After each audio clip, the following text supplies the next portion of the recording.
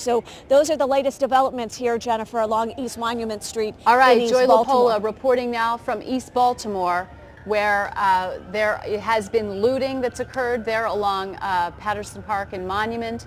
Obviously, problems that have spread throughout the city tonight, and just more examples of how it started out as a few small pockets, both around Mondawmin Mall, and we saw things fan out from there today. Hello? And now at 10 o'clock, we see pockets elsewhere in the city, and this is exactly why I think, Dr. Powers, you would agree that the National Guard call-up was necessary. It was necessary. It was necessary to bring in other entities. I think we could probably have predicted that early on. The Baltimore City Police Department, even when they were over at the beginning of this situation near Mondawmin, was under attack. Apparently it was clear they were outnumbered as they moved down the streets. They were actually being flanked. The other night at the Western District, they were doing the flanking, and tonight and earlier today they were being flanked. And then as they begin to move other police officers to that particular area, of course, the crowd moved elsewhere, North Avenue, near Pennsylvania Avenue, where the CVS was looted and set on fire. And then, of course, every police officer, I think as we heard from the commander, every police officer had been deployed. So they had everyone that they could possibly have out on the street. And I'm sure what he means by that is not necessarily just calling them in off of duty, but anyone who had been on a desk position was now suiting up and going to the street. As I indicated before, the Baltimore City Police Department doesn't necessarily have enough riot gear for every single, they don't have 2,900 sets of riot gear for everyone to, so early on you can begin to look at the equipment that you have. The state police have those, have more equipment and have the ability to gather more equipment, and that you would have hoped that those calls would have been made earlier, even in preparation, even if you say, could you be on standby, could you bring your people in, could you bring us equipment? Can we have access to it so it's right here at the ready? We can deal with this particular situation. When you do not do that, then you allow, even after you, wherever you deploy your people, you disperse the group to other parts of the city, and you have other situations such as this. If you're deployed earlier and you're deployed throughout the city, maybe if this fire was intentionally set, maybe this fire doesn't get set, maybe people go home. Obviously, we can't do that now, but I think that's the importance of, despite the fact that no one wants to see it as such an ugly scene, not only for the nation but for the world to see the National Guard and others deployed, but no one also wants to see this thing spread entirely throughout the city, where everyone in the city is afraid to come outside. And in the implications, I mean, we're talking about Baltimore City, but this clearly it has regional, statewide, and beyond that. I mean, we talked about the Orioles game being postponed. I mean, tremendous implications. And you think about businesses, every business in downtown Baltimore and other parts of Baltimore is evaluating, what do we do tomorrow? Do we tell our employees to stay home? Do we close shop for the day? How do we handle this? And it becomes a logistical issue of, are people afraid to come into the city? Is anyone going to come into the city and do business anyway? Is there any benefit to being opened? And then you have potential damage and destruction that we've seen already at some small businesses, and what we saw today and going back to Saturday night, that the implications are great, and clearly there's going to be a great push for economic reasons, for safety reasons, for quality of life reasons, and everything for not just the city but the region to bring this to an end. And I think that it will be brought to an end. I think there's a number of reasons for that. The number of people deployed, and hopefully delegating many of the decisions to the experts in this particular field, and then the governor has a vested interest now that he's taken over this particular situation and ending it in a peaceful manner and ending it in order and bringing some peace and tranquility. I think we saw that and we heard that in this particular voice. I've been in office 90 days. This is the worst thing I've seen, but kind of in his voice demonstrating some confidence, watch me handle this crisis, reach out and grab the resources that I did. He also said, if you remember his conversation, that he had been on the telephone with the president for a relatively long period of time, for maybe some hours, but he had been on the phone with the mayor for a matter a lot shorter span of time, and then he got off the phone and made the decision. And so I think he knows he has to de-escalate this particular situation and bring back order without further damaging or escalating the situation. And that is the balancing act. That is the fine line, and that is the art and the science that goes into this from a law enforcement perspective. And as you said, the hope is that those experts are on the front lines of this, making those decisions to bring this to an end. As we stand here right before 10 o'clock on Monday evening, August 27th, the day of unrest in the city of Baltimore. Now the National Guard called in as we see a state of emergency as the attempt is made to try to bring this day of rioting and the several days of unrest under control. Yeah. Stay with us. Our coverage will continue right here on Fox 45. Live in high definition from WBFF in Baltimore. This is Fox 45 News at 10. Welcome back as we continue our extended coverage of this state of emergency in the city of Baltimore. We are continuing to follow several developments on several fronts, including a major fire that is raging in East Baltimore at Monument and Gay. It was a senior center that was under construction by the Southern Baptist Church. Our John Rydell is on the scene there now. And John, I know you checked in with us a short time ago, but tell us, how big is the area that's burning, and are there other structures involved other than this building that was under construction? Yeah, we're told that a couple of other buildings may be involved as well. And what you're seeing, some folks from the Southern Baptist Church, including the pastor, going up a little closer to the fire scene. One of the buildings was actually under construction. He called it a transitional center that would have had senior housing and perhaps other services to the community. This is Reverend Dante Hickman. He's the senior pastor at Southern Baptist Church. He has been talking to the reporters here. A lot of the neighbors are standing by, very upset at what they're seeing here.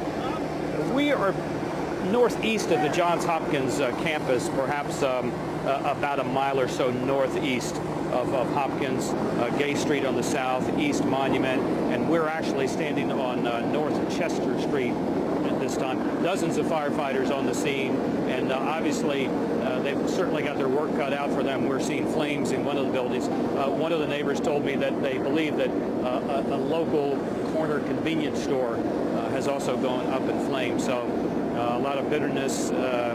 Reverend Dante Hickman tells me he's obviously devastated to see the sight of something that really would have helped this community.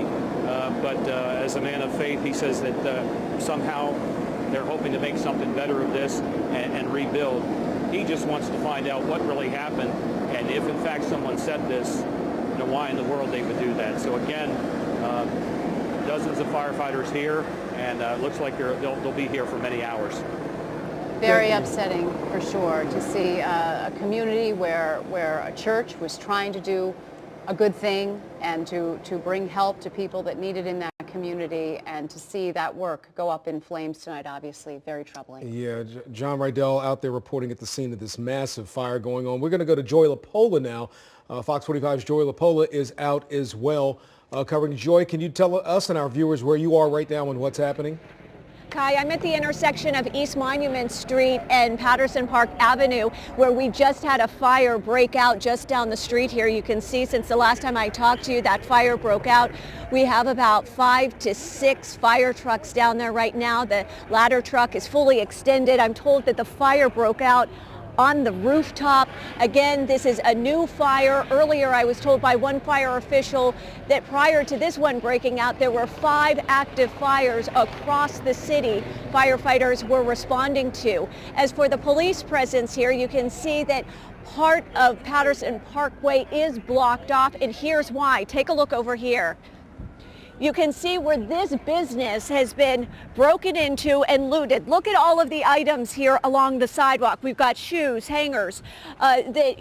once had clothes on them, and you take a look inside, you can see this shattered window. You can see officers are inside keeping an eye on things, but take a look inside and you can see that it's just been ransacked by looters. Most of the businesses along this stretch of East Monument Street are protected, but this one, sadly, looters were able to get into, smashing through the front doors. And oh no, we won't go in. I was just told, do not go in there. We have prisoners in there. So obviously they have some suspects inside. They're waiting for a transport wagon to come and get them. But again, you can hear sirens all around the city this evening with people responding. Again, take a look. We've got more personnel coming. This is what you're seeing throughout the city tonight. Just convoys of police cars, fire trucks, responding from one neighborhood to the next where fires or looting have broken out, sadly. So this is the latest along East Monument Street. We'll, of course, keep you updated on any new developments here. All right, Joy, obviously troubling to see yet another fire breaking out in the city, and obviously the police response there, right. As she said, they're going from one spot to the next as things erupt and break out. Our Paul Gessler is standing by live at the scene in West North Avenue tonight, where he's been throughout much of the day. And Paul, bring us up to date. At last we checked in with you, it was relatively calm there. How are things looking tonight? Still with relative calm, considering those pictures you just saw from John in East Baltimore. Yeah, well, we got here, and this is kind of ground zero of the mid-afternoon crowd, where the CVS that was burning is one block south of here, on the corner of North Avenue and Pennsylvania Avenue. After they looted it, they set it on fire. When we were pulling in, we saw a Maryland Transportation Authority van and a Maryland Transportation Authority cruiser set on fire, people running out of the CVS carrying whatever they could. We saw crowds of people rushing into a check cashing business after what we presume to be looting there as well. When we first got here, the police presence was very tight. They weren't responding to any of the looters because, quite frankly, they were outnumbered. There were only about 4 dozen or so police officers here when we got here, and we parked in a nearby parking lot where we were one of only about 2 cars. We're actually stuck in that parking lot now because we can't get out. Not only because they had a fire hose to try to put out that fire for several hours, but now they brought in several tactical vans. Even the Police Athletic League van that was bussed in here, those vans that they brought all those reinforcements in had busted out windows. All the cruisers that rolled through here had visible damage on them, some with busted out windows, others with drivers with blood on their arms as they were driving. The looks on these officers' faces tonight really tell the story. I talked with one of them briefly off camera, and he told me the National Guard, quite frankly, cannot get here soon enough. We're going to be out here all throughout the evening. Relative calm, though, here on, of all streets, Retreat Street, where there have been a few angry people who have come up here, but again, with the same general theme of these other days of unrest, locals have stepped in between the angry, the emotional, and local authorities, local police, who didn't do anything. They did have pepper spray out ready, but local people quickly ushered that the angry element away. We've seen some kids come through here and there, but chanting, stuff at the police officers, but that element largely away from this area of West Baltimore. We are hearing a lot of police sirens in the distance as well. Reports of a fire in Druid Hill Park. So this, as we were all thinking as this day unfolded, once nightfall comes, what is the city's response going to be? And we're seeing a lot of manpower. Kai and Jennifer. Paul Gessler reporting live. We're going to go to Keith Daniels live, I believe, in East Baltimore. Keith, are you there? Yes, Kai, we're live here at Monument Street and Collington Street. Apparently all of the activity that we saw earlier in West Baltimore has now moved to East Baltimore. You have Baltimore City Police here blocked off this part of the intersection. Apparently earlier this evening, several people, according to witnesses, several criminals went to the downtown locker room. I use that terminology because that's what Baltimore City Police have said. They said a large group of criminals are at the intersection of Monument Street and Collington Street. That is the way that call went out. Large group of criminals. They say the group was looting and destroying property. Police now have maintained some control. We have some residents who live in the area who actually watched the looting take place. They're disturbed by it, and frankly, some of them are angered by it, including this gentleman, Jason. Jason, you run the, what is the organization you run? Baltimore chapter of Cop Watch. Tell me what you saw. Well, originally, a bunch of us were headed to the west side because there was events happening on the west side. We were all trying to get up there to try to maybe put some presence on the street to try to stop folks from looting and tearing up our city. And so we heard over the scanner that they were unfortunately down here on Monument Street getting ready to do the same thing. So we came down to Monument Street to see if we can, at least do something to try to put a stop to it. There was a patrol car here at the time. I asked the officers, did we want to go ahead and try to stop these folks from going into the downtown locker room? What exactly were you seeing, Jason? We were seeing them. They were starting to break into the downtown locker room, and then I went up to the officers and asked them that they want, let's get out, let's do something. How big of a crowd are we talking about? I'd say at least 50, maybe 60 folks out there. It was pretty large. I know earlier police have said mainly the troublemakers made up groups of teenagers. Who was making up this particular group? I say it was all age groups. I seen young, I seen middle age, and we tried to stop it, but then all of a sudden bricks started coming at the officers' patrol vehicle, and they hightailed it out of here. As soon as they hightailed it out of here, that's when all chaos broke loose. They went in the downtown locker room, took everything out of the downtown locker room. And then police showed up, I suppose, with reinforcements as they are now here. Well, they actually came with the actual line, starting up from the top of Broadway.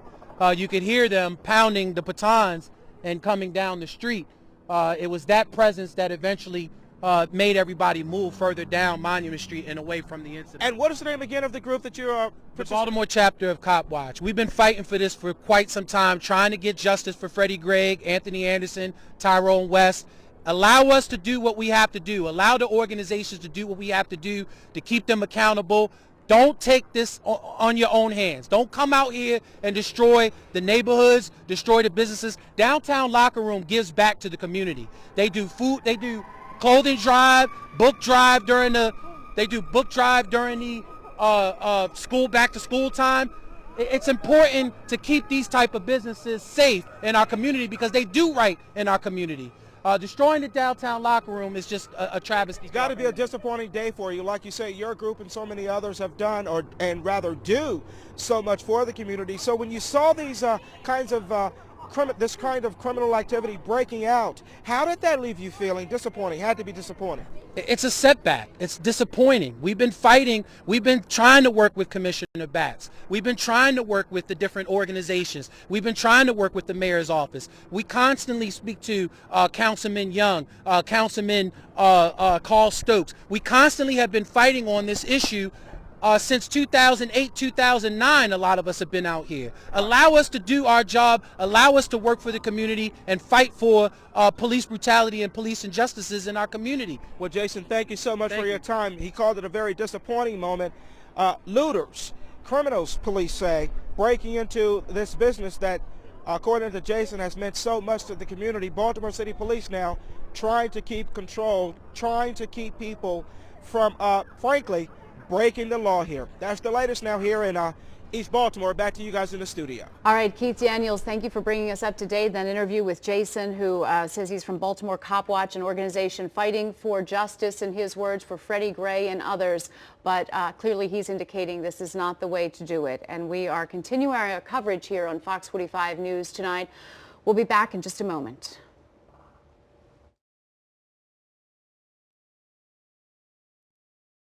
Of the unrest in the city of Baltimore tonight. We know that there are several fires burning throughout the city tonight, this following an afternoon and evening of violence and confrontations with police, and we are awaiting the arrival of the National Guard as the situation is attempted to be brought under control. And what started off as a band of youth, probably around 3:30 this afternoon around Northwest Baltimore near Mondawmin Mall, has escalated into a siege on our city that, as you mentioned, Jennifer, has mandated a state of emergency in the city of Baltimore, the governor acting, the mayor acting, the president of the United States in consultation with both of them, and a curfew going into effect starting tomorrow. Dr. Powers is here with us as always, and what's your assessment of how we got to this point and where we're moving? Well, obviously, prevention would have been better, or intervention, when we first heard that information this morning. One of the things that I know from my background working in intelligence is that when you get information like that, you intervene at the point of least resistance, and that may have meant having conversation in the school, going down to the funeral, unfortunately, and finding some of those people to intervene in the school before 3:30 when they were able to get out of school. And then, obviously, the response at Mondawmin Mall was not great enough to resist the students who were there. And then from that point on, things just went astray. I mean, because the crowd moved, the police tried to move, the police came under attack.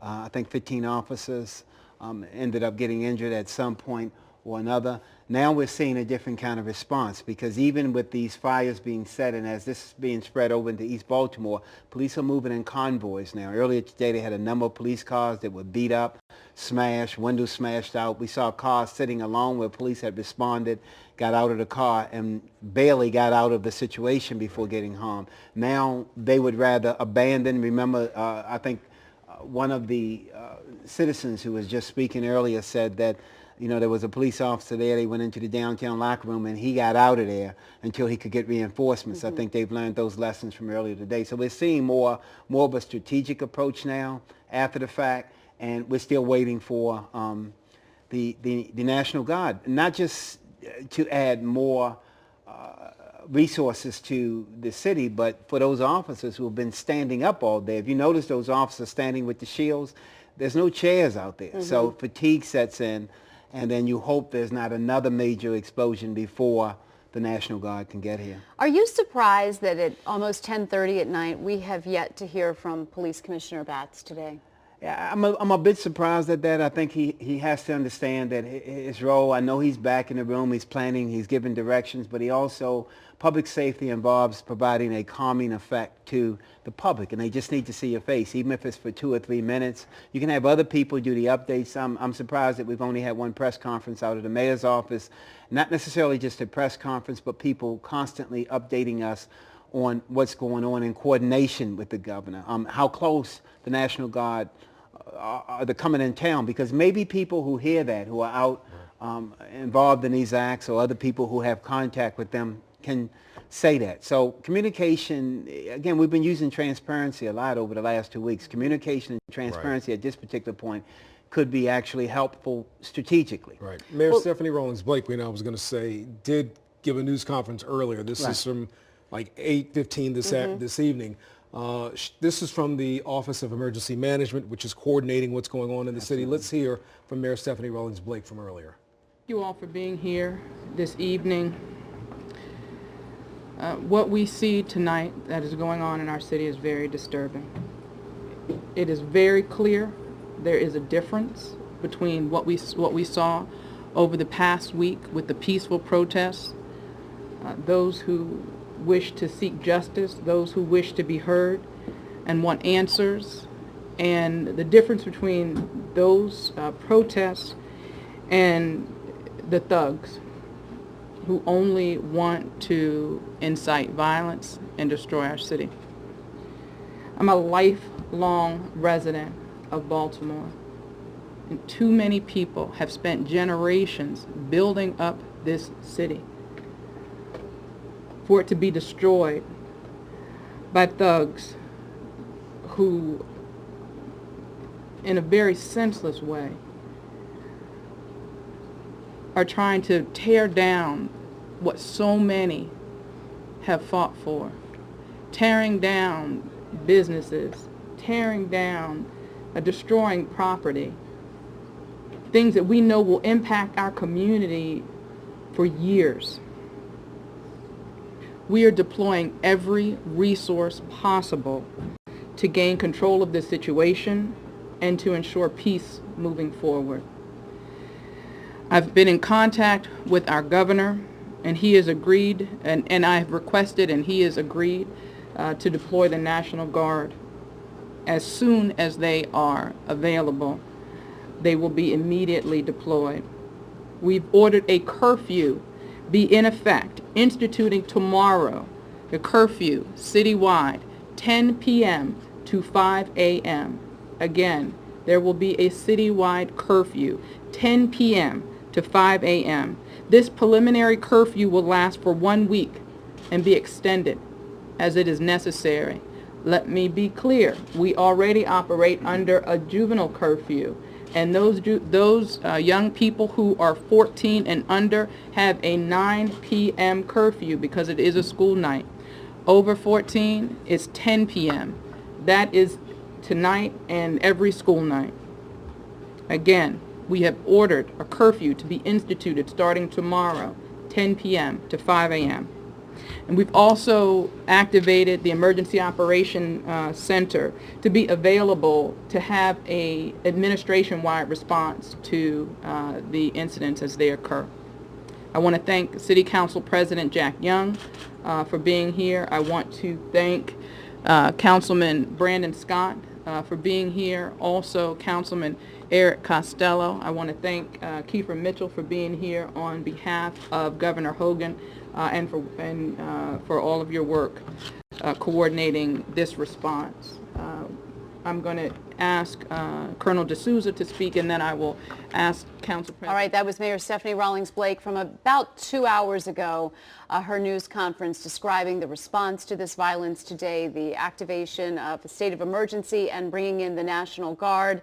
And we're getting reports from around the city tonight. Johns Hopkins University being told, their students being told to sort of shelter in place and to not leave the campus unless necessary. Loyola sent the same message to students earlier, advising them to stay on campus and not venture out. And also the CVS on York Road, which is near the Loyola campus, had windows broken. Some people broke in and took things from there. So while we have isolated, or we've talked about some isolated areas in the city, we're also hearing sporadic reports of things happening throughout the city. All right, please stay with us. We're going to take a brief break, and then you'll come right back to live coverage, Fox 45 news of what's happening around Baltimore. Stay with us, please. And welcome back as we continue our coverage tonight of this night of unrest in the city of Baltimore. You are looking live in East Baltimore, where a large fire has been raging. It is one of many fires burning throughout the city tonight as authorities try to get things under control from the violence, the looting, and now fires. Yeah, the fire department, the police department, their resources all stretched to the limits. That's why we're in a state of emergency. Dr. Tyrone Powers is here with us now, our expert, formerly in the FBI and other law enforcement.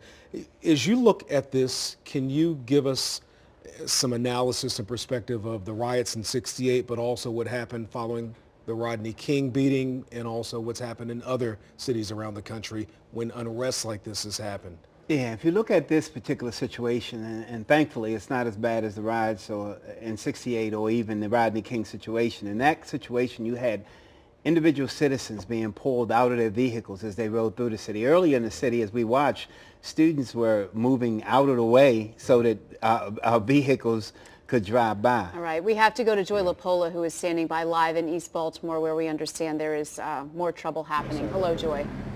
Hello, Jennifer. Take a look behind me. You can see that there are several suspects inside that van. We just saw one of the suspects try to make a run for it as he was being placed in the van. At that point, several officers took him down. There were some bystanders here watching what was happening. They started screaming and running towards them, and at that point you heard the helicopter from above say, "Back away from the scene, back away, back away." We also saw several officers with their weapons out. This is the first scene that I've personally been at that I've actually seen armed police officers. You can take a look at these businesses. You can see the Metro PCS. The window has been smashed out. All of the items just scattered in the parking lot out here. I actually just saw someone jump over that concrete wall, pick up some items, and just run off with them. That's what's happening at this point. There seems to be some activity up not far from where we are. We're going to go check that out and see if there are more problems over in that area. But I don't know if you just heard that, but it sounded as if there was some sort of explosion over towards my left. That's near Johns Hopkins and Kennedy Krieger. We're at Caroline and Oliver right now. You can still hear the helicopter flying overhead. We still have the police officers here with several suspects inside the van. You can take a look, and there are even more suspects on the ground right now, handcuffed, with officers standing near them. So that's the very latest from this scene. Again, this is the first time that I've actually seen police officers with their weapons drawn.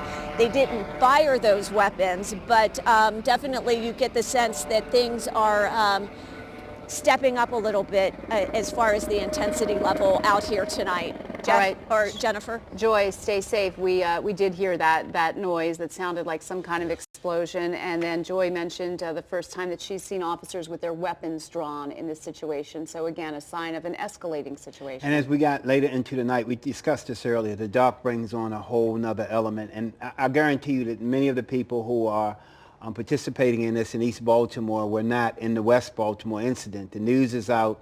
Information is out. So what the mayor and the governor may be forced to do is to move that curfew up so that there can be no one on the street. If this continues, if they continue to have places looted, they continue to have fires set, then despite the logical and logistical reasons of starting the curfew tomorrow, you'll see it immediately moved up. And the governor will probably make that decision once he has the National Guard in town, because he will do it, he will indicate that it is for the safety of the Guard and the other officers that he's bringing in. All right, a night of looting and fires and unrest and escalating situations in some neighborhoods around the city tonight.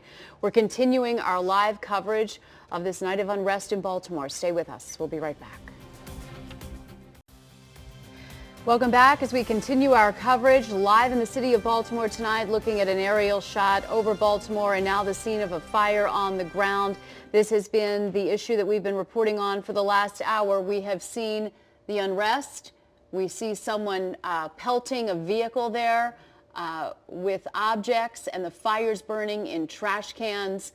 And this is certainly an ugly and very disturbing scene in Baltimore tonight. Yeah, just sporadic riots around the area, looting, destruction of property. Fires started, a number of working fires, and the resources of the Baltimore City Police Department, Baltimore City Fire Department is really stretched, and you have to worry about something, God forbid, but just a regular house fire happening, and whether or not there will be adequate resources to respond to that. A medical emergency that somebody could have, and all of the people who are breaking the law are putting so many lives at risk, even if they're not coming in contact with someone directly. But we're going to go now to John Rydell, who's in East Baltimore. John, are you still in the scene of the fire? Yeah, we haven't moved in the past half hour to 45 minutes. And we are on North Chester Street, and we're looking south toward Gay Street. And we do have some new information to pass along to you. We can now report that at least 125 firefighters are on the scene battling this blaze and have been for up to 2 hours or so. When they arrived, according to a firefighter, almost the entire block was fully engulfed, and that right there is very suspicious given that this is such a heavily populated neighborhood.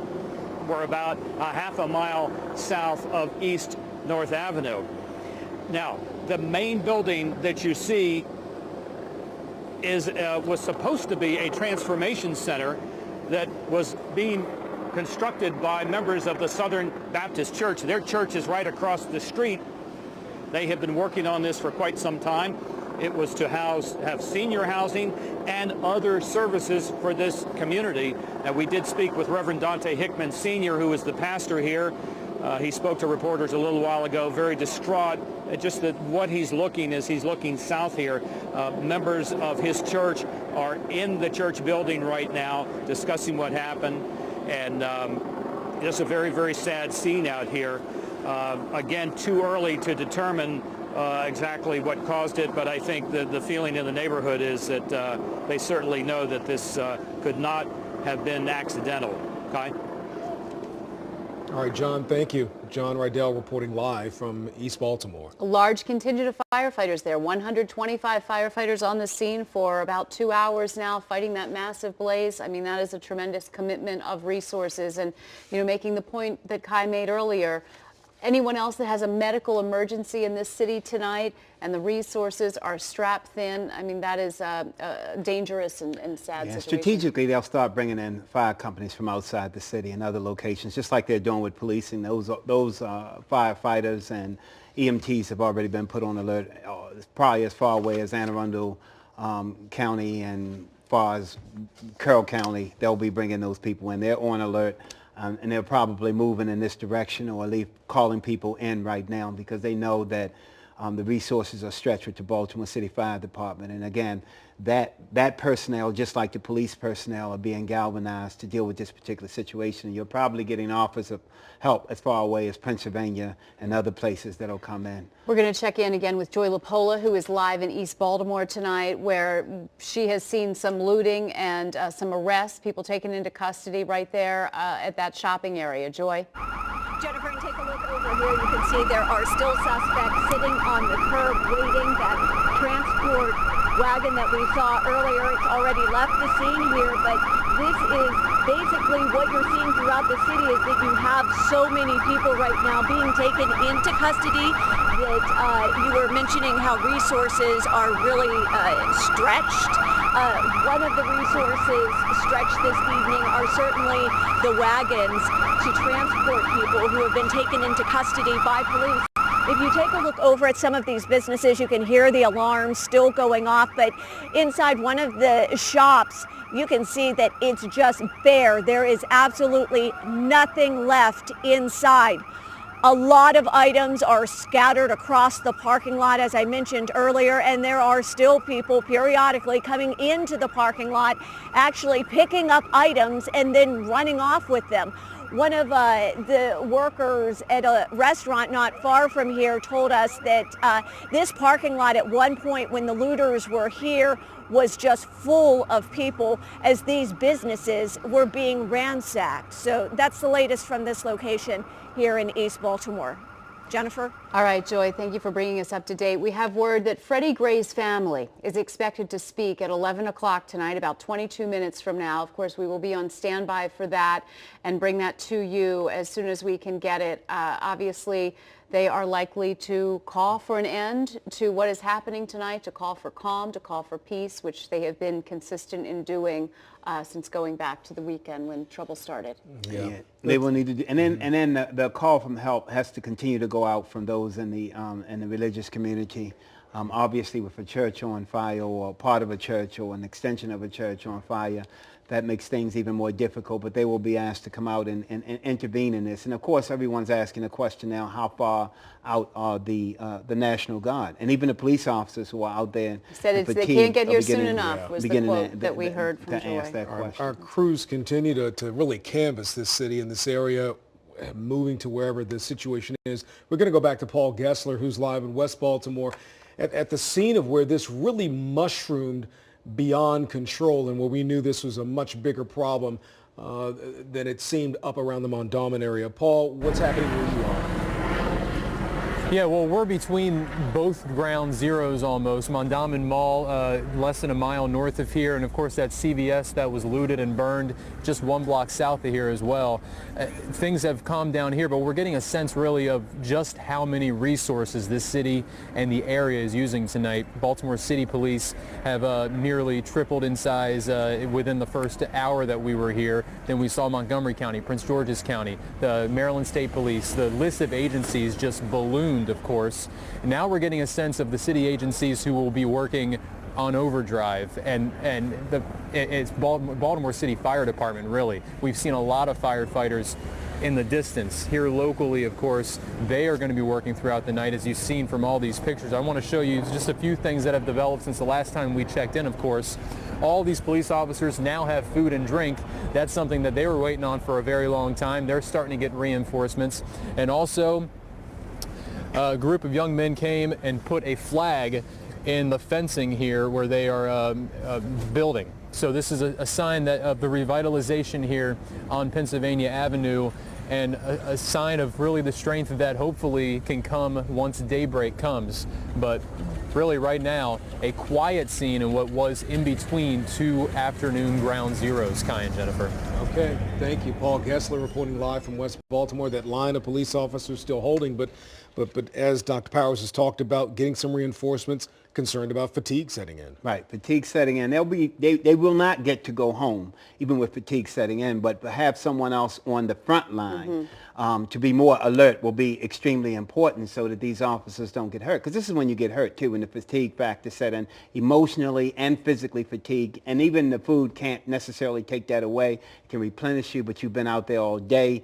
And after some time, having been out there all day, you begin to lose your state of alertness, and you can't allow that to happen. So the reinforcements are extremely important, especially since these officers then, maybe more of the Baltimore City officers, can be deployed throughout the city to the neighborhoods they know, and you can deploy the National Guard into the sectors and the state police into the sectors, which are the actual hot spots. We're going to take a look at some of the pictures that have been posted on social media, which has been so important in covering the story. This is a picture of looters apparently breaking into Michael Kors. Not sure the timestamp on that one, but that picture posted on Instagram. And also, as we go through, we can see some other pictures that are posted. Baltimore City under siege, Pennsylvania Avenue. That's where this video was posted from. You can see the fires burning along there. That posted on Twitter. We can continue to scroll through and take a look at, this is Fulton and not sure what the cross street there is, but you can see fires raging right there in that intersection. Yeah, and again, more real out here, shaking my head. There's a picture of something, a car on fire burning, is what it looks appears like. to be. And, you know, those pictures come in, and those pictures, quite frankly, that Jennifer's talking about, Dr. Powers, really kind of become part of the narrative and the story of what's happening. Our crews can't be everywhere, and they really do help tell the story, do they not? Citizen journalism at work. Right, and we knew as darkness came upon the city that individuals would be able to move in and out of places. Fires will start.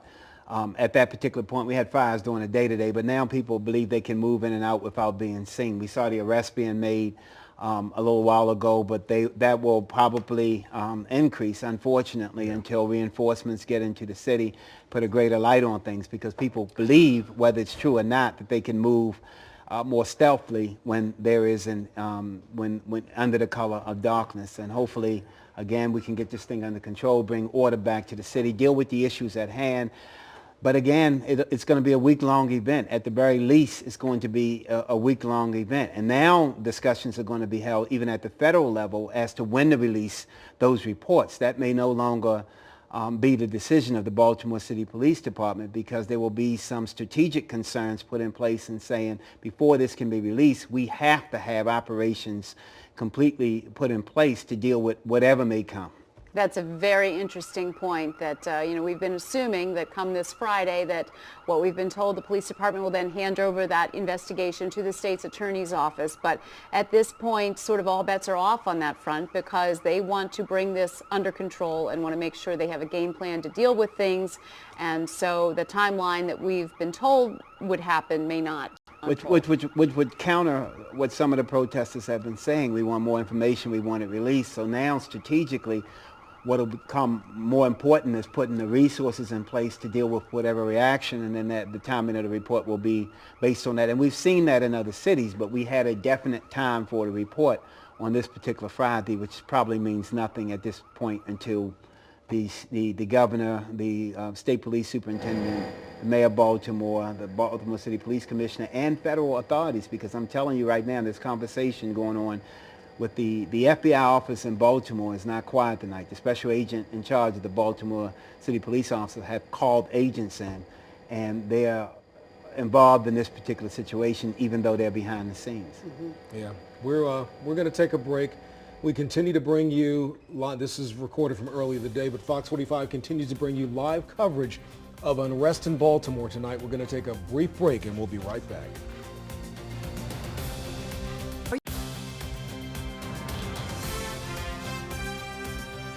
Welcome back now to our continuing coverage on this night in Baltimore that we have seen looting, unrest, rioting, state of emergency, and we await the arrival of the National Guard. You are looking live at a picture in East Baltimore tonight, a large fire that brought in more than 100 firefighters to battle it for more than 2 hours, a fire believed to be deliberately set as all of this is going on in the city tonight, but a community center being built by a church that is now in rubble tonight. Something designed to help people being destroyed before it ever gets off the ground.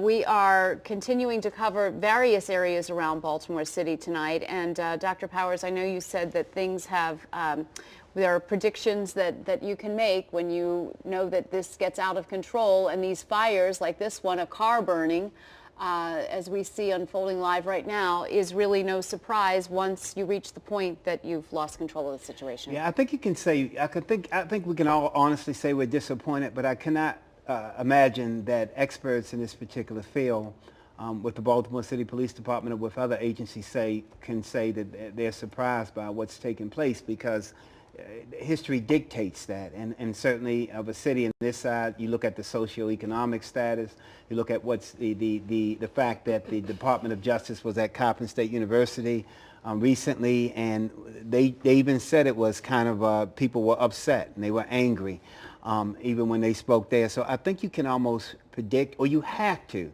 That's the expertise we're talking about, where you actually predict these particular situations and you put plans in place, and you already go and have those meetings with officials from surrounding police departments, maybe even with the governor's office. You put politics aside and you plan for the eventuality that this may happen. Early on, we were talking about the National Guard coming in even before the mayor made the call to the governor. I mean, not that we wanted them here more so than anyone else, but you can almost predict that this has to take place because there are people that have to be protected.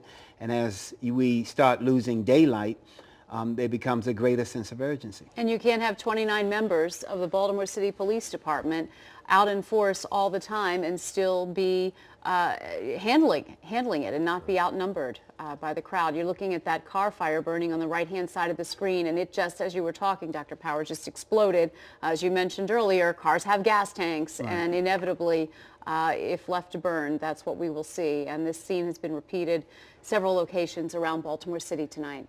Dr. Powers, to Jennifer's point earlier, this has been simmering, and that meeting with the DOJ with citizens in Baltimore only underscored that.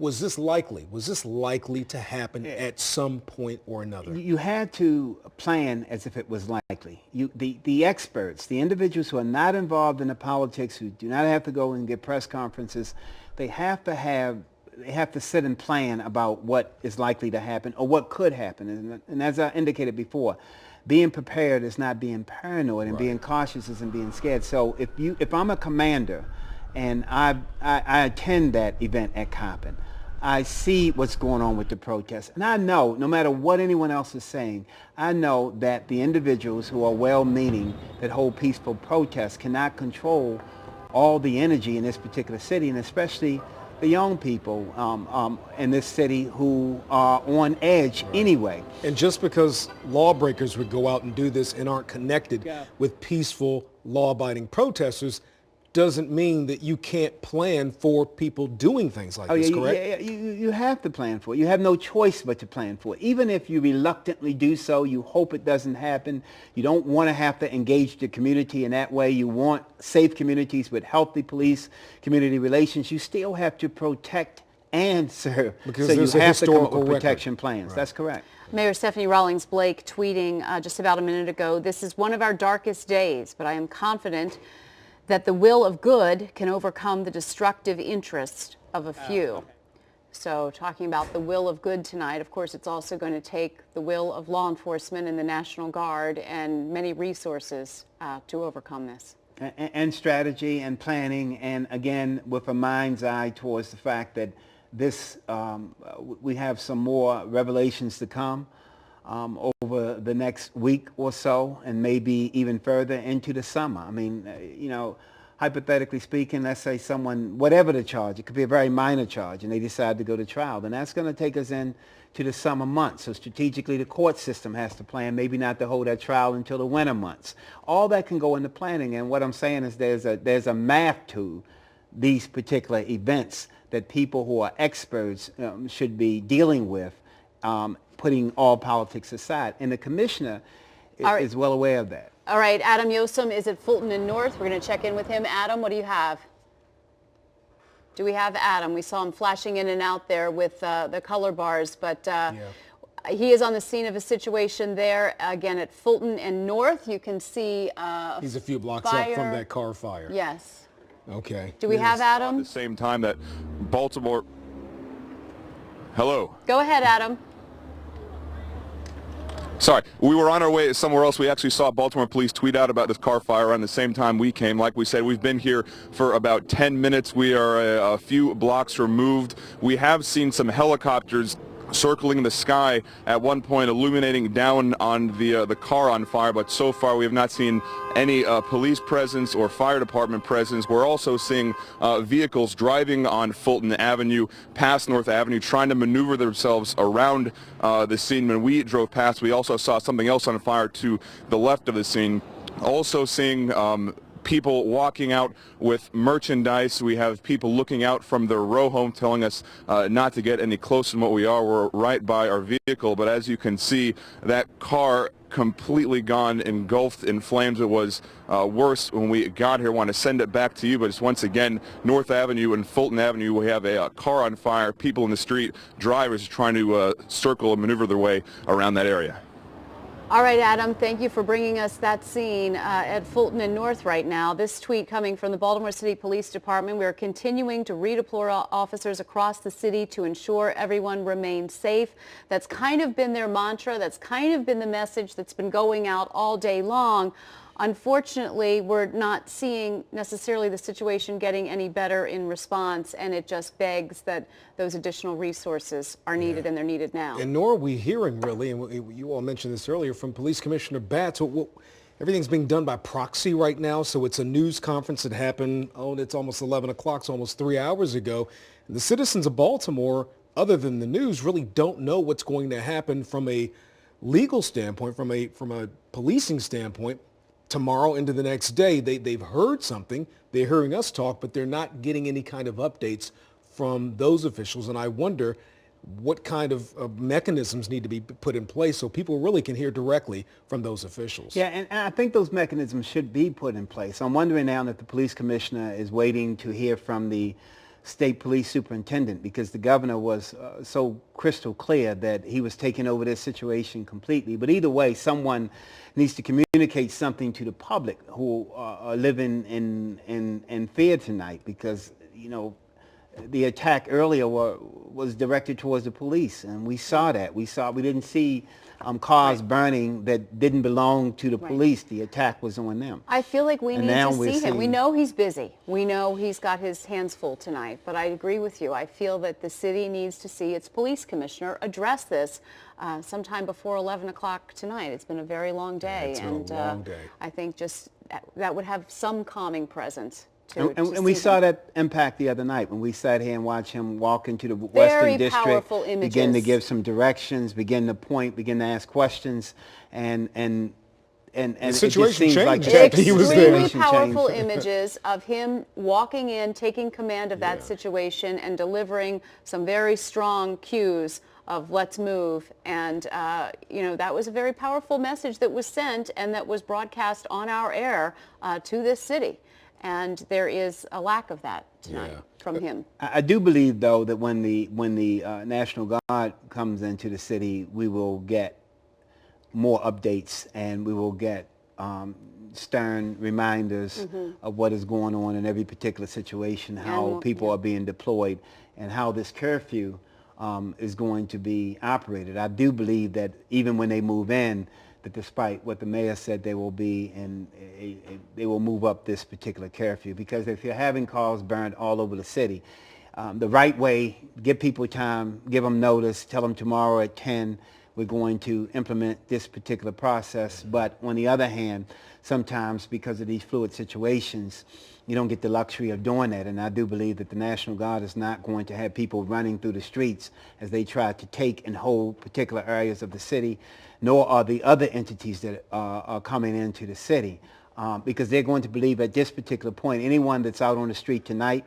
are not people going to the grocery store or going to school or going to the bank. They're going to decide that at this particular point of night, if you're out on the street, we have to believe that you're a part of the problem rather than part of the solution, because there's no other reason for you to be there. Will the National Guard have immediate arresting power? Yeah, they will have arresting power. They will come in because you can call it protection power, but the fact of the matter is, in protecting the property and protecting people per se, because in protecting property, if you have a car burning in the middle of a street and there are houses around there, you're not only protecting property, you're protecting people who could be caught up in that. And so they're going to say, in order to protect and preserve life, we have the power to stop anyone who is participating in these particular events. And I doubt that they're going to get much argument from citizens or others. And I'm pretty sure that the President of the United States, and we sit here and talk about this is an embarrassing moment, because this is being beamed throughout the world. And I guarantee you he is employing some speedy reaction by all involved. We continue to watch that vehicle burning near Fulton and North Avenue tonight, one of many that we've seen around the city throughout this day after this touched off around 3:30 this afternoon. And we are also waiting for a news conference by the family of Freddie Gray. They're expected to speak any moment now, appealing for calm in this city and repeating presumably their message, which has been that violence does not bring justice, and this is not what Freddie's family wants to see happening.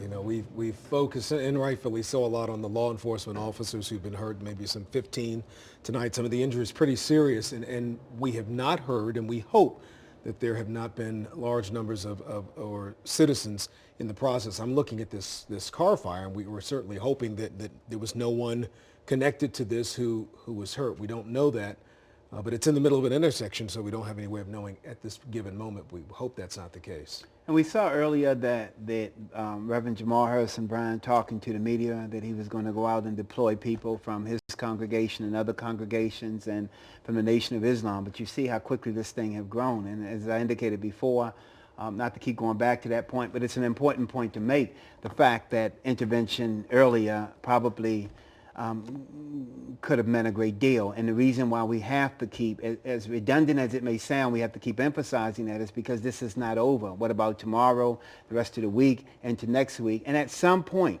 and we don't know how long the National Guard is going to leave Baltimore City. At some point, those police agencies who are willing to come in and help police Baltimore City have to get back to their jurisdiction. The taxpayers in those jurisdictions are going to say that we are paying you to protect these particular jurisdictions. So we have to discuss this, because even as we deal with the immediacy of this situation, things have to be put in place and discussed strategically. And we have to remove our emotions and get to work on that, even as we deal with this tonight. Yeah, we're looking at, we have pictures. Obviously, we're seeing a live picture right now on the right-hand side of the screen of that car fire burning. We've seen other images posted on social media around the city tonight, and you know, the point was made earlier that we are getting a window of what's happening at various locations that, you know, technology is allowing us to have, that a few years ago we would have been sitting here sort of wondering what was going on around the city and only knowing what our cameras were able to capture. Now we have citizen journalists that are throughout the city posting to social media, and we are able to see so many more things and so many more angles and so many more locations than we ever would have seen. And in close proximity to that funeral today, which was such a sad occasion, you had Reverend Jesse Jackson, you had Reverend Jamal Bryan, you have Congressman Elijah Cummings, all within less than a mile away from where this was initiated. And you had individuals with information about it being initiated. And here we are tonight dealing with this particular situation. So I can't offer enough that strategy, planning, preparation, understanding, delegating to your experts to set up operations is so important, and that does not leave out the community leaders or the individuals who lead it, because you actually include them in a particular process, but you have to be ready to intervene when you hear information. The greatest threat we heard today was regarding the gangs coming together to go after a police officer, and I think there was some response to that. Information was immediately put out to deal with that particular situation, and yet almost everyone, including the principal at Douglas High School, had information about students in that school heading towards this particular We're going to go location. live to New Shiloh Baptist Church, where Billy Murphy, the attorney for the Gray family, is speaking. As quickly as we gained the Civil Rights Act of 1964 and 1965, there was a counter-revolution. His name was Richard Nixon. And he increased the number of police in the black community fivefold. But it got worse. There was a guy named Ronald Reagan who increased the sentences meted out to black people fourfold. Then there was a guy named Bill Clinton who said nobody would be tougher on crime than him. And then finally we got this failed war on drugs, which increases dramatically the number of interactions between black men and the police. Has there been an increase in police brutality? Yeah. Yes, sir. Yes, sir. Yes, sir. Do you want to go? That's not my opinion. That's the verdict of the black community, which has had a direct experience that was hidden from you by cover-up after cover-up after cover-up.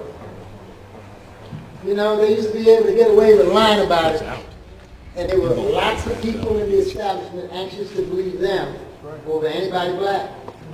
Thank God for cell phone video cameras. Thank God for cell phone video cameras. Because now the truth is finally coming out. And it's ugly. I believe, they believe, that this isn't a white-black issue. This is an issue of how do we treat each other as human beings.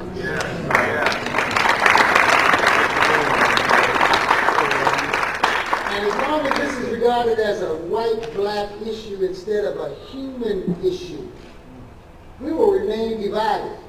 Do we want to remain divided? No. We're tired of it. So thank you for coming out and caring through your reporting. And as you see tonight, there's a totally other side to the story that you saw tonight. It's about black men stepping forward and owning their portion of this problem. Amen. Now, our portion is relatively small, but it's important. And so we're asking the rest of the community to step forward for the first time in our history and own the rest of the problem. We're asking prosecutors to re-examine their sentencing policies.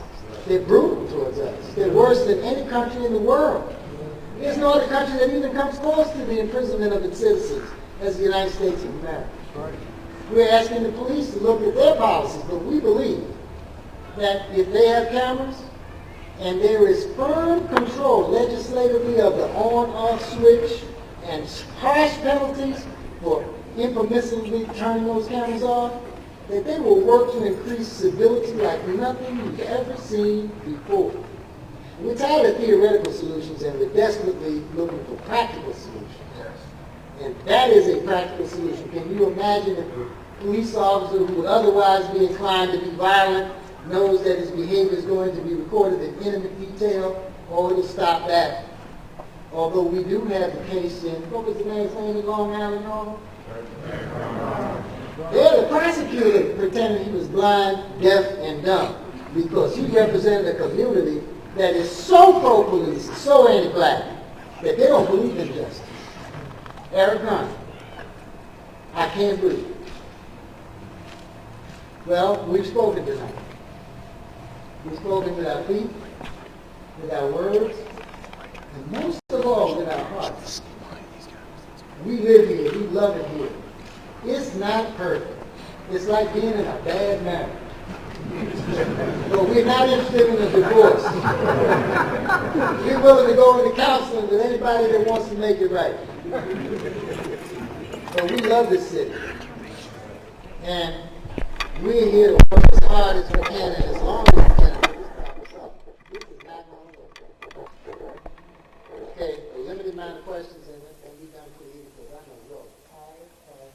I know you all are tired. Is this group here doing anything in preparation for Marilyn Mosby's announcement about whatever she may or may not do in regards to the police officers involved?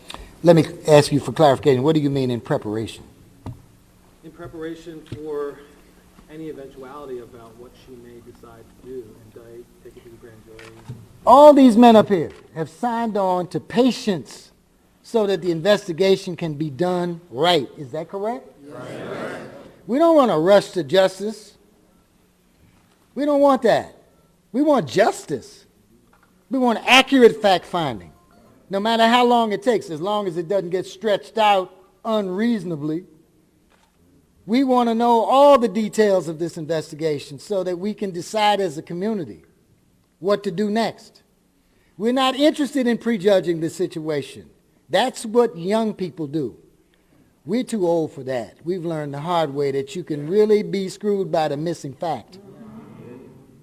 We want a responsible investigation that's thorough, complete, real, unbiased. And then we'll add it to the investigation that we're doing. So there will be 4 investigations. The police, Marilyn Mosby, about whom we have great hope, ours, and the federales, who've announced that they're coming in because they're really concerned about this. And if there's anybody in this process that we have learned to trust, it's Eric Holder. And I know enough about the new Attorney General to trust her as well. All of them been black all their life. They're not interested in covering anything up. And for the first time, they have the power as full-fledged citizens of this country to weigh in and do something about this problem. All right. Should I say anything more? Are we done? No, Thomas is going to close us out. All right. Dr. Carter, Bishop. And by the way, Reverend Thomas and I come from the same housing project. He was a little boy.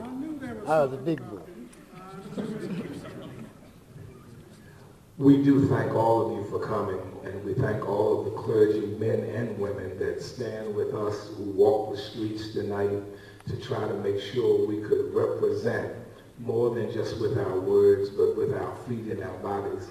For our brothers who tracked us down, found us right out front of the church, the Crips, Bloods, thank you so much for being here tonight. Thank you so much.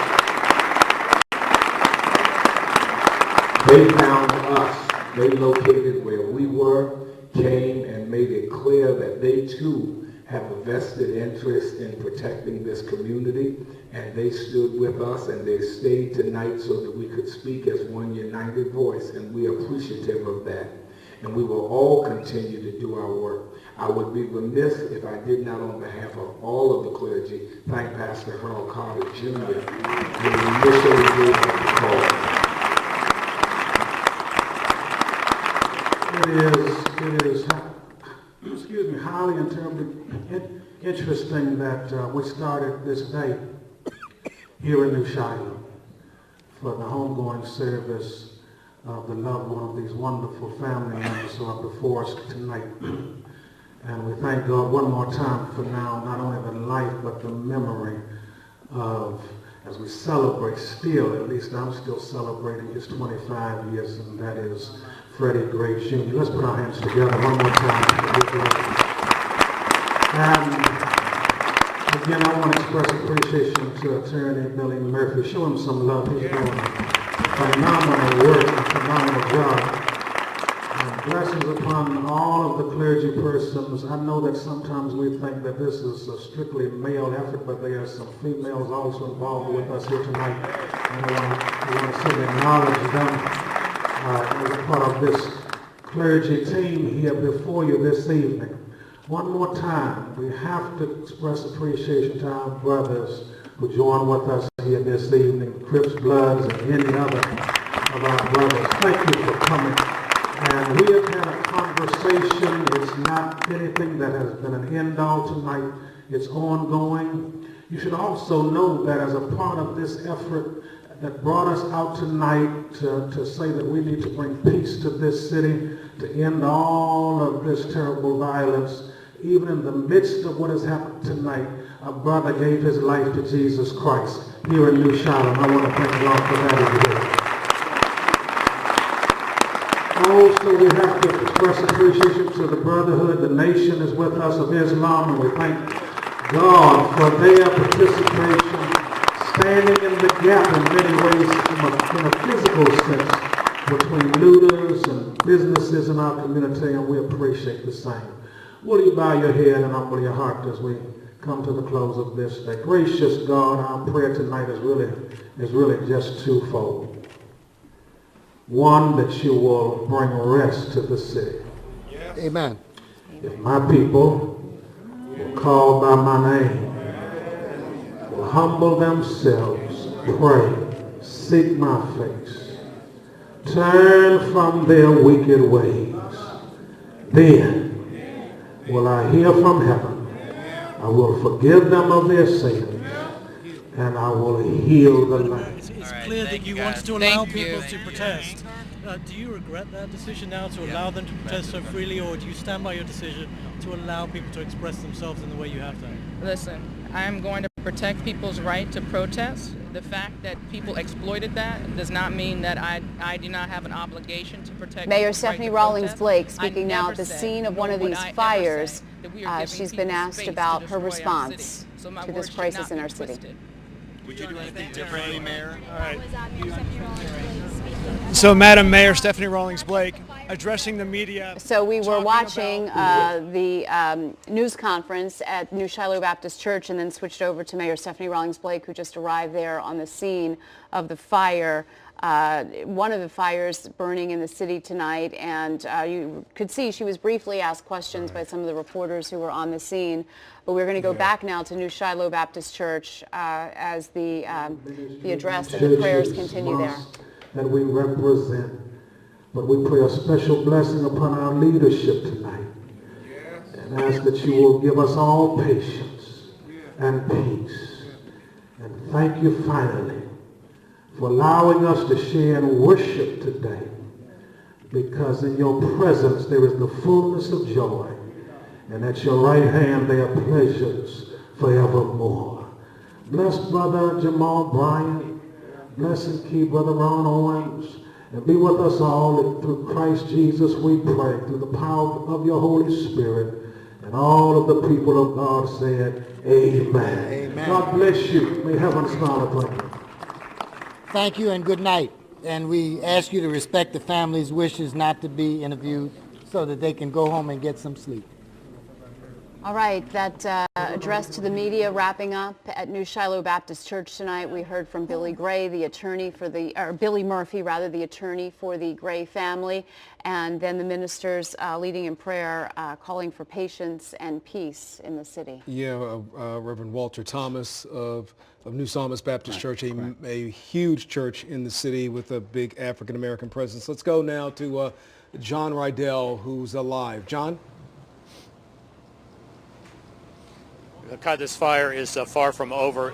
Firefighters have been out here, more than 100 firefighters, for more than 2 hours now, and they have really got some work ahead of them. This fire occurred at what's called a transformation center under construction by the Southern Baptist Church. The church itself has not been damaged in any way. It is across the street, but this was a very important project for the church, and we are joined now by Dr. Dante Hickman Sr. This has got to be heartbreaking when you look at the image of what's going on here. It's been over 8 years that we've been seeking to invest in this community to bring about necessary revitalization and change. And we've sought to build another 60 units of senior housing, affordable living for senior citizens in this community, and to restore people as we rebuild properties. We saw the development that Johns Hopkins was doing to the south of us, and there was no plan for this part of East Baltimore, but the church stayed and sought to rebuild it for the existing residents. And to see what has happened tonight to this facility that was 60% complete is heartbreaking, but we're not discouraged. And you're talking about senior housing and other services for the community. We had a transformation center that was housing a myriad of human and health services such as workforce development training, behavioral counseling, and life coaching. We were doing HIV/AIDS testing services and mortgage lending so that we could give the community residents a hand up. We didn't want to see gentrification, but we wanted to see revitalization for the existing residents. Professor, when you look at what is going on this block in East Baltimore, across the city, what goes through your mind tonight? That decades of disinvestment, decades of unemployment, decades of lack of opportunity and educational facilities continues to result in these kinds of actions. But we're determined that whoever did this, these are the people that we are working to restore. These are the people that we're trying to give hope. And somebody obviously didn't realize that this church cares about the community and we're on its side. And there's no sense of history among whoever, and I'm assuming that there's no doubt in your mind this was deliberately set? Obviously, by someone who is not connected to what we've been doing in this community. This community and the church have worked arduously together to see this effort come to pass. We did the Cole Grant Higgs Senior Housing Facility that drew Humanum into the Old American Brewery, and we knew that new development would continue to cause contagious development across the city. And now we're calling on the mayor and the governor and every investor that we can to help us to rebuild. This is a sign that it's time to rebuild urban communities in Baltimore. Pastor, thank you so much for joining us, and our condolences. This is a loss. The church building undamaged, but again, you'll definitely rebuild. We will rebuild. Our church bus, as a result, was blown up because the fires came across the street. The sign of the church was almost burned, but God kept it, and we will rebuild bigger and better than before. We're not going to just stop at this corner. The church had already started acquiring all of the vacant properties in the community to do affordable housing, and this is going to give us the added determination to keep going. Pastor, thank you so much for your time, and best of luck to you with this endeavor.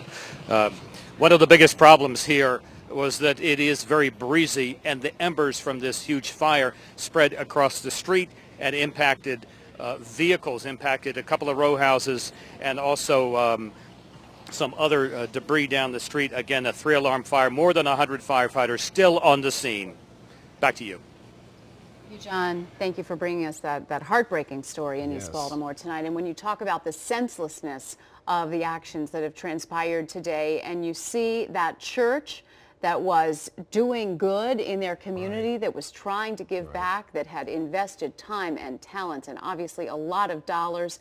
Their buildings are gone, their van is gone, and they are left heartbroken, but determined to rebuild. But it's a very sad state that they. Yeah, but there's no logic to these particular incidents. Once they start and once they begin to spread, then no one really is safe, because the individuals who are participating in this are caught up in the emotion of it, and they're just moving and burning and looting whatever cause that they are for, or that they were for in the beginning, the voices that they heard in the beginning, the people who have actually kind of led this protest, and the pastor here who are actually trying to help and galvanize the community. But we understand that. We understand that the importance of getting ahead of these particular things, because once they go out of control, then it becomes more of a tactical response than a emotional response, going to the street or having a conversation on the streets. And that's the difficulty of them, because here's an institution trying to help people, but they don't really see that. They're not stopping to have that particular conversation. The store earlier that they talked about that had actually given back to the community. That doesn't matter at this particular point, and that's why you get ahead of these particular incidents strategically. Now it's just a tactical response, and they're not making those decisions. And I just want us to be clear on that, because we think that people are thinking about what they're destroying and what they're burning, and now it's not. It's just they're a not rolling. thinking. That's why it's happening. It's just it's a rolling. It's a reaction. Frenzy. Whatever set the fire off, whatever injustices that people were upset about, now that it started. That's why you want to address these issues in the beginning if you can. Now that it's started, now you're not going to find rhyme and reasons into what they attack and eventually who they attack. I mean, luckily we haven't heard a lot of police reports about individuals being attacked tonight. We've heard a lot about property with people being, we had maybe one incident in Fells Point, but you didn't have a lot of that about people being attacked, but it's a rolling problem. Yeah, and a lot of people still asking the question as we head toward 11:30 tonight, where's the National Guard? And we know from a practical standpoint that you just can't snap your finger and have them on the streets, that there's a process to roll them out. But again, had that process been started sooner, they would likely be on the streets by now. So certainly the police officers on the streets tonight asking the question, when are they going to get here? And as Joy had one say to her, you know, they can't get here soon enough. And I would just say to that even before the mayor asked the governor about bringing in the National Guard, there's some people that he has to have in this administration that can say this may be a possibility, so you're in preparation so that when that call comes, you don't have this long delay between your okaying it and the response. See, there are people in positions that have to begin to lay out strategic plans in the event that this occur. In most of our lives, we don't necessarily look forward to death, but we buy life insurance. So in the event that this occur, let me have the National Guard prepared. Let me have how the city would be drawn into segments or sectors in the event that this occur on everybody's part. Post 9/11, with the amount of money that's been spent on Homeland Security, with the focus on Homeland Security, isn't that in place so that it's a plan that's ready to roll out if needed? Yeah, it should be, especially because it could be any disaster. It could be an attack, and here we are in close proximity to Washington, D.C. It could be a terrorist attack. What is your response, and how do you intend to do that? We've heard a lot of planning sessions. We heard emergency response agencies, all that money that came in to the state of Maryland of a plan for a possible terrorist attack, because we have Fort Meade here and NSA and Aberdeen Proving Grounds. There should be some plans laid out, so it should not take this long.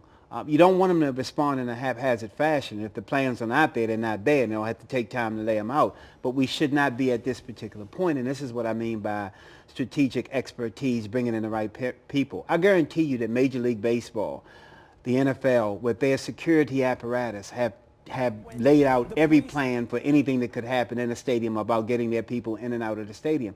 And we have to feel the same way about everyday citizens as those people prepare and plan for multi-millionaire investments. We heard Billy Murphy and a number of pastors speaking at New Shiloh with the funeral service for Freddie Gray was held today. Your thoughts about what you heard from them? Well, yeah, I think I think he's laying out the foundation and the origin of what brought this about. With the limited part we heard, I'm sure they'd been there much longer. I think we came in on the ending part, and we didn't hear the family speak. But on the other hand, I mean, there's a dichotomy, because on one screen we were watching them give this presentation inside the church, and outside the church we were watching the streets burn and the young people running through the particular streets. So they can explain the origin to us. And I think many of the people who were there today understand that. I know the men there made a commitment to go out and help the community. But the community needs some assistance tonight. So there is still this disjunct. Even though these people are fully aware of the problem, there's a disjunct between what's going on behind the door of the church and what's going on the streets of Baltimore City. Taking a look at the right-hand side of the screen, you see Mayor Stephanie Rawlings Blake on the scene of that fire in East Baltimore, that fire that's been going on for a couple of hours now. She is assessing the situation there and obviously being questioned by reporters who are on the scene. This very large fire that brought more than 100 firefighters to try to get it under control, and it was still not under control, as last we heard. They're in East Baltimore tonight. Yeah, a number of working fires around the city tonight. As we mentioned, this has had resources stretched very thin, and we are concerned about regular emergencies that could come up on any given day of the week. But here the mayor is talking with someone out here on the scene. There are a lot of questions, and I you know what, Dr. Powers, tonight may not be the night for it as we try to get a handle on this. But as Jennifer and I mentioned, there is going to be a long conversation following this night, how it was handled, the pre-handling of it, what was done correctly, and the missteps. And I think this is going to be one that the community of Baltimore is going to be intricately involved in. And as comforting as it may be, or to add to the comfort of seeing the mayor out there, I think a lot of people would rather see the police commissioner, if not, but for a short period of time. And we had the Malvo and Muhammad who was shooting, and we still had the head of the Montgomery County Police Department step out, even though he was involved intimately with a number of agencies and the planning in the back room. It was him who presented himself to the public, even in the midst of a crisis where everyone was in fear in this entire area, because there's an understanding in policing that provides some comfort. The mayor is a political leader, the superintendent, the commissioner of the Baltimore City Police Department is a strategic leader. So come out for 2, 3, 4, 5 minutes and say, and people will clearly understand that I have to go back. I'll turn this over to my We're going to listen to what the mayor has to say right now. As we head to tomorrow and overnight and tomorrow and the days ahead, what are your concerns? We're focused on bringing an end to the chaos, and it has to be more than just the police and me saying so. We need more people to stand up like the faith community did in Northwest Baltimore today, saying that enough is enough and that we do not want to see our city be destroyed. We will bring order. We're focused on making sure that Baltimore is open for business, making sure that our young people are safe. I know that schools are going to be closed tomorrow, and we want to make sure that during the day our young people are safe. I have confidence that we will be able to bring an end to the chaos that we're seeing in our streets. Without a doubt, we will. And we will get to better days. It is a very dark time for our city, but it will not be the end of Baltimore's story. I think I'm very hopeful about the healing and the possibilities on the other side of this very tragic day for Baltimore. Mayor, how do you reach the people on the streets? How do city leaders, how do these clergy that you talk about, is it literally going into the street and confronting these people? We have been working through our clergy leaders, our community leaders. I had meetings with young people today to encourage them to reach out to their networks. There are so many young people in our city that are angry and frustrated by what they're seeing with the looting and the violence. I visited an elementary school today, and the fourth grader couldn't understand why people were trashing her community, and I didn't have an answer for her. And that sad commentary, that sad situation for our young people has been heightened, and the destruction that we've seen tonight is making it even harder. How do you explain to young people why people who say that they care about the community would destroy? I don't understand how stealing jeans is going to bring justice for Mr. Gray. I don't understand how burning down a CVS is going to bring economic opportunity to a community. It is a very, very sad day. Mayor, the in our violence community. is kicking up again on North Avenue right now. Why did you not call for the curfew to be in place tonight? We were very determined to make sure that we were able to give people enough time. You have to give notice to be able to have a curfew that's enforceable, and that's what we did this evening. We have a juvenile curfew that is year-round, and we will enforce that curfew. We put in place a daytime curfew for tomorrow, giving parents and young people enough time to understand what that curfew is so they can comply, and we will start to enforce a nighttime curfew tomorrow. All right.